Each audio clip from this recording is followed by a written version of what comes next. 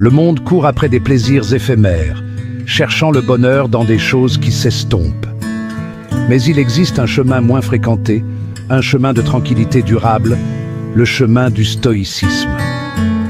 Cette philosophie antique, adoptée par les empereurs comme par les gens ordinaires, offre un cadre pour naviguer dans les tempêtes inévitables de la vie avec résilience et grâce. Elle nous enseigne que le véritable pouvoir ne réside pas dans le contrôle des événements extérieurs, mais dans la maîtrise de notre propre esprit. Voici l'histoire du voyage d'un homme au cœur du stoïcisme.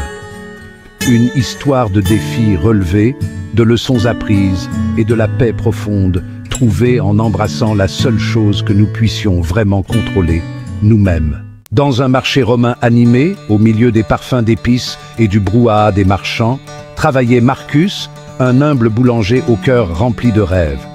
Marcus aspirait à ouvrir sa propre boulangerie, un lieu où les gens se rassembleraient non seulement pour le pain, mais aussi pour la convivialité et un sentiment d'appartenance. Cependant, Marcus se heurtait à un obstacle de taille, la peur. Peur de l'échec, peur du jugement, peur de l'inconnu. Ces angoisses, telles des chaînes, le liaient à sa réalité actuelle, l'empêchant de faire le saut vers ses aspirations. Un jour, un boulanger renommé arriva en ville et installa un grand établissement juste en face de l'étal de Marcus. Le pain du nouveau venu, confectionné avec des ingrédients exotiques et orné de motifs complexes, captiva rapidement les habitants de la ville.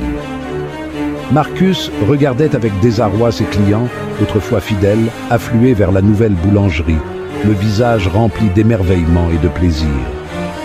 Le doute rongeait Marcus. Son rêve était-il insensé? N'était-il pas assez compétent pour rivaliser? La peur qu'il avait réprimée pendant si longtemps menaçait de le consumer, lui soufflant des suggestions insidieuses d'abandonner.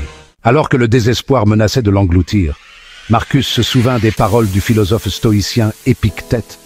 Il n'y a qu'un seul chemin vers le bonheur, c'est de cesser de s'inquiéter des choses qui échappent au pouvoir de notre volonté.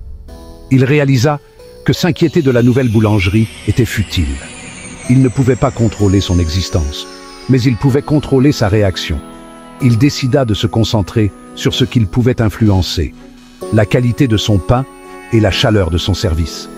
Il expérimenta de nouvelles recettes, cherchant à perfectionner son art.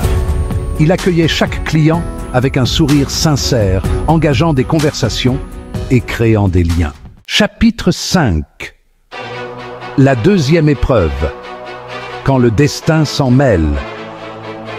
Alors que les efforts de Marcus commençaient à porter leurs fruits, une tempête soudaine s'abattit sur la ville. Le marché fut dévasté et l'étal de Marcus fut réduit en ruines. Ses pains soigneusement confectionnés étaient éparpillés parmi les débris, trempés et ruinés. Le désespoir menaçait de le consumer une fois de plus.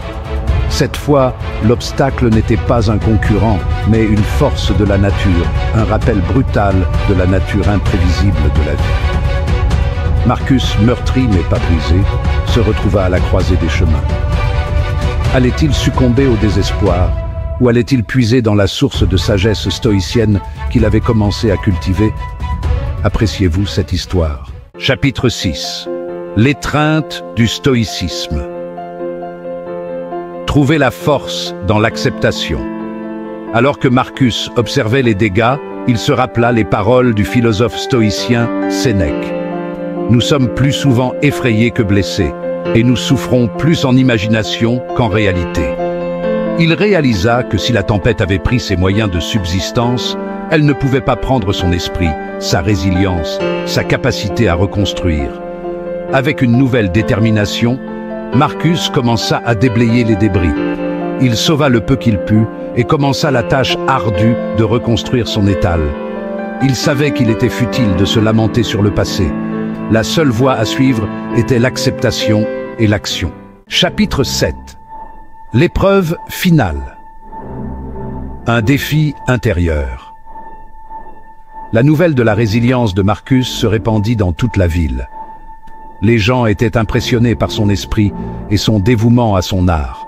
Même le boulanger rival, touché par sa détermination, lui offrit son aide, Mais juste au moment où les choses semblaient s'améliorer, Marcus dut faire face à un nouveau défi, cette fois intérieur. Il se sentit tenté par l'envie, comparant ses modestes progrès au succès de l'autre boulanger.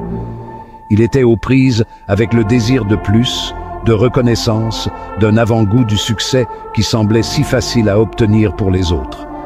Cette lutte interne, cette bataille contre les murmures insidieux de l'ego, allait s'avérer être son obstacle le plus difficile à surmonter. Chapitre 8. Un pain triomphant et un cœur stoïque. S'appuyant sur les principes stoïciens qu'il avait embrassés, Marcus reconnut la nature éphémère de la validation extérieure. Il comprit que le véritable accomplissement ne provenait pas de la comparaison, mais de la poursuite de l'excellence à sa manière. Il mit tout son cœur dans sa boulangerie, trouvant de la joie dans le processus, dans la satisfaction de créer quelque chose de précieux de ses propres mains. Bientôt, les gens ne revinrent pas seulement pour le goût du pain de Marcus, mais aussi pour l'esprit de l'homme lui-même, sa résilience, son humilité, sa force tranquille. Il avait transformé son adversité en un témoignage de la puissance des principes stoïciens, prouvant que le véritable succès ne réside pas dans les récompenses extérieures, mais dans la paix intérieure que l'on trouve par l'acceptation, l'action et l'engagement envers la vertu. Chapitre 9. Rejoignez le voyage. Adoptez le stoïcisme. L'histoire de Marcus témoigne de la sagesse intemporelle du stoïcisme. Elle nous rappelle que nous ne pouvons pas contrôler les tempêtes de la vie, mais que nous pouvons contrôler la façon dont nous les traversons. En adoptant les principes stoïciens, l'acceptation, l'action et la concentration sur ce qui est en notre pouvoir, nous pouvons nous aussi trouver de la force dans l'adversité et cultiver une sérénité durable. Abonnez-vous à notre chaîne pour entreprendre votre propre voyage stoïcien.